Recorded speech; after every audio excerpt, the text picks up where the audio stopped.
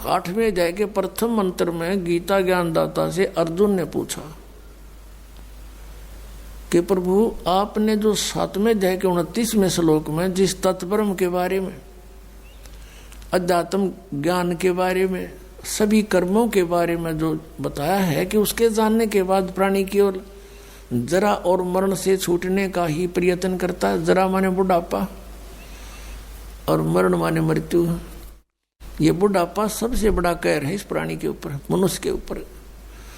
अपने अपतमाओं कदे बूढ़े बूढ़े घबरा जा, अब घबराइयो ना तुम, क्योंकि ईब मालिक का नाम लिए पाछे आपको इतना सारा मिलेगा, सत्कर मान लियो, आपको पता भी नहीं चलेगा ये बुढ़ापा है या आप युवा हो। दिखण में बुढ़ापा होगा लेकिन कष्ट नहीं आने देगा दाता, और थोड़ा बहुत आता है तो तुरंत ठीक करेगा। कति ये गारंटीड बात समझ लेना। इस जब पूरी मर्यादा में आप रहोगे, ध्यान से भक्ति करोगे, और वृद्ध अवस्था में आदमी घनी भक्ति करेगा। उसने तो अपना दरा दिखा है टाइम की भाई के बरा कब बात बन जा, और वो भक्ति खूब करता है। ये दास एक बार सत्संग कर रहा था मनोरपुर गांव में, और उनका जो पिताजी था वो था तो अच्छी आत्मा का, लेकिन वो ये ज्ञान नहीं था बेचारा किसी को भी। तो वो सत्संग सुनता रहा रात्रि में, रोका पीवा अपना बैठा बैठा, हमने माइक ला रखा था, और वो विरोध कर रहा था इस बात का, क्यों फंड कर रहे हो, पाठ कराओ हो। दूसरे दिन शाम ने वो बुढ़ा आ गया। वो लड़के गद्दों से सत्संग हो रहा था, उसकी पत्नी थोड़ी पत्नी नुस्ख कह रही थी, बाद में बता दी। मैंने न सोची ये बुढ़ा ही पता नहीं क्या कहेगा महाराज ने, यू बैठ गया आकर, उसकी आंखों में पानी आ गया। 60-65 साल का व्यक्ति था। नो बोला जी मैंने ये बात आज तक नहीं सुनी थी जो आप ज्ञान सुना रहे थे, और मैंने तो सारा जीवन खो दिया इस धंधा पीठ गई, मेरा केरा होगा, मेरा क्या होगा अब। मैं बोला जी आप नाम ले लो और भक्ति करो, भगवान सबकी सुनता है। अब क्या भक्ति करूंगा, मेरा तो टाइम आ लिया। न्यू कह गो फिर रोन लाग गया, और कहता मैंने तो सारे जीवन में मेरा धंधा कराया है, खूब जमीन बना दी बच्चों के लिए, और ओक्का भी गणाए पिया करूं, और आपने ओके में तो बहुत पाप बताया।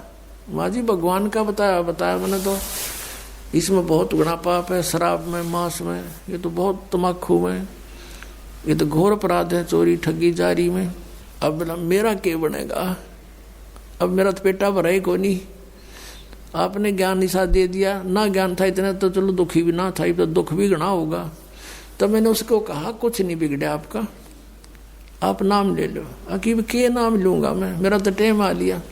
मैंने उसको समझा कि जैसे कुएं में बाल्टी गिरती हो, लंबी लंबी रस्सी होती थी पहले, 150 फुट के, 100 फुट के कुएं होते थे नीचे, इतना गहरा पानी होता था, और लंबी रस्सी होती थी।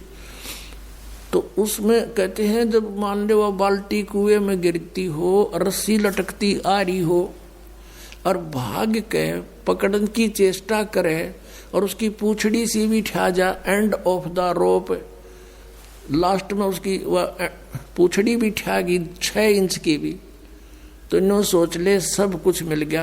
और जब उसने भी छोड़ दे, गई जान दे, तो वह गई फिर तो वो तो जा ही रही है। तो वह पूछड़ी पकड़ने के बाद पानी भी मिल रहा और बाल्टी भी आ गई, कुछ भी कौन गया। आप नाम लो, भक्ति कर, आपकी तो पूछड़ी सी रह रही है। और इस जीवन में भक्ति पर पार हो जाओगे। जीवन तय थोड़ा ही भला, जब सत सुमरण हो, और लाख वर्ष का जीवना कोई लेख धरे नहीं कोई। ये सत्कर मानना, जो बालक है वो तो नहीं सोचते को नहीं मरा, ईसा स्मरण करें, थोड़ा करें, गणा करें, फिर भी वो लाइन पकड़े हुए हैं, मर्यादा में है। और बुढ़ा आदमी तो सोचा बेरा नहीं कट जा, दिन रात अपना भक्ति में ध्यान रखेगा, तो वह बात उसका करड़ी समझ में आएगी। और मैं बोला बात सुन ले, जब नियम में रहेगा, जितनी आयु चाहिएगा उतनी दे देगा परमात्मा। यो कबीर भगवान है, ये आयु बढ़ा देता भगवान की। तो जो बोला जी फिर तो नाम दे दो। मैं बोला हुक्का नहीं पीऊंगा, अकाज जब फोड़ दूंगा इस हुक्के ने। उसी दिन तो परित्याग कर दिया और भक्ति करी। 10 साल और जिया वो बुढ़ा, 75 साल की उम्र में नो आराम तो मृत्यु होगी।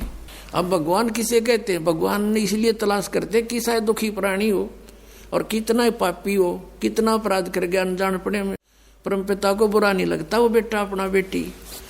अब परमात्मा कहते हैं शरण पड़े को गुरु संभाले और जान का बालक भोला रे, कहे कबीर तुम चरण चित राखो जो सुई में डोर आ रे। अपने गुरुदेव के प्रति इतना लगाव रखो अटूट, जैसे सुई में धागा डाल दिया जाता है तो उसे दूर नहीं हो सकता, वो लटकता ही रहता है साथ के साथ। तो ऐसे आप ये मर्यादा, ऐसा लगाव अपने गुरु जी से रखना पड़ेगा। और फिर कहते हैं शरण पड़े को गुरु संभाले जान के बालक भोला रे। जैसे अनजान बच्चा पालने में झूल रहा है, उसने टट्टी भी कर दी, पेशाब भी माए कपड़ों में कर दिया और हाथ पैर सारे खराब कर लिए। अब माँ आती है, वो देखती है कि तो सारा काम बिगाड़ रखा है, उसने वो बेटा या बेटी बुरा नहीं लगता, उसको पता है कि बालक से इसको पता नहीं, उन्हें नवावेगी, धोएगी, कपड़े धोकर सुखावेगी, फिर उन्हें दूध पियावेगी, सीने तो लगावेगी, प्यार करेगी। तो ऐसे ही परमात्मा को जानो तुम, सतकर मानना ये कबीर हमारा भगवान है, ये परम पूज्य परमात्मा कबीर देव ये हमारे पिता है, ये हमारी माता है, यही हमारा सच्चा साथी है। तुमेव माता च पिता तुमेव बंधु च सखा तुमेव विद्या च द्रविण तुमेव सर्व मम देव देव, ये वो परमात्मा है। अब इस परमात्मा को आप आज इसे दिखाई दो, जैसा मान वो बालक टट्टी पेशाब करके पालने में पड़ा है, आपको पता है ये ज्ञान को ना, इसलिए ये बुराई कर गए, इतना पाप इकट्ठा कर लिया। अब ये सारे सने पड़े हैं अड़ंगे में, ये कर्मों से पापों से। कोई ओका पाड़ा है, कोई दारू पीवा है, कोई ताश खेल रहा है, कोई और रिश्वतखोरी कर रहा अपना जीवन कर्म बिगाड़ दिए। तो उस परमात्मा ने बुरे नहीं लगते, वो न्यो दो मांझ का आपको फिर अपने सीने से लगाने योग्य कर लेगा इस सत्संग रूपी जल में दो के। तो हमने परमात्मा कहते हैं जहाँ आशा ता बासा हुई और मन कर्म वचन सुमरियो सोई।